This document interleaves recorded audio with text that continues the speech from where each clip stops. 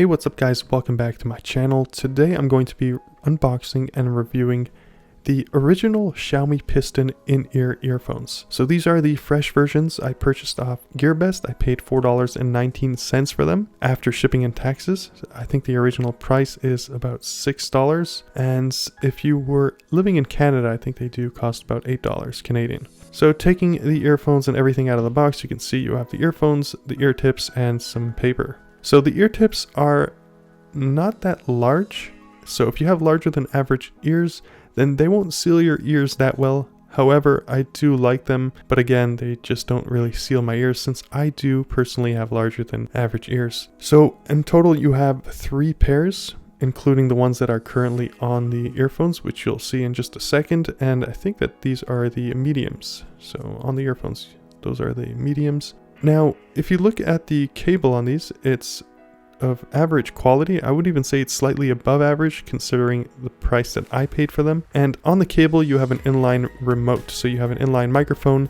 and remote, a 1-button remote that is. So you have the play and pause button, and then you have the almost all aluminum shell earphones with plastic in the front. Taking the ear tips off, you can see the sound chambers are a little bit smaller than average. So if you have a regular size pair of ear tips, they might not fit on these that well. They will be a little bit loose.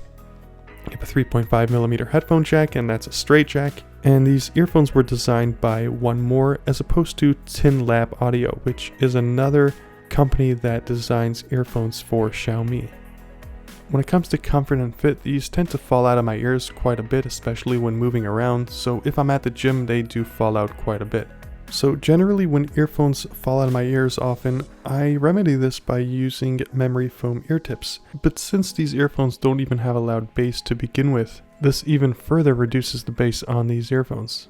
So with these, I definitely recommend sticking to a pair of silicone ear tips.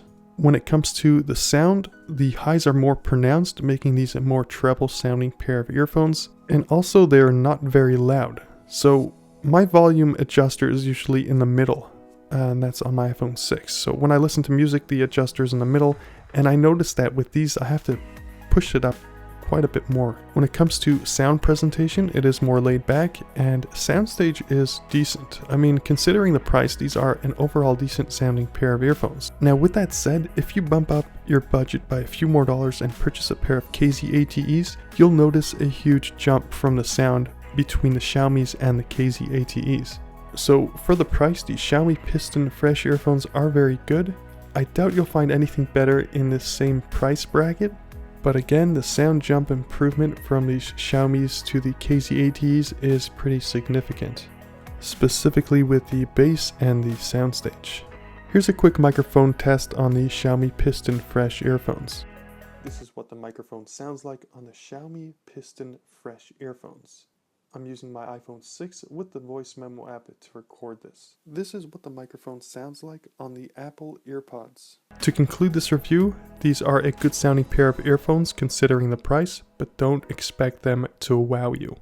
Anyway, that's going to be it for my unboxing and review on these earphones. If you guys did find this review helpful, please do leave a like. Thank you guys for watching, and as always, I'll catch you on the flip side.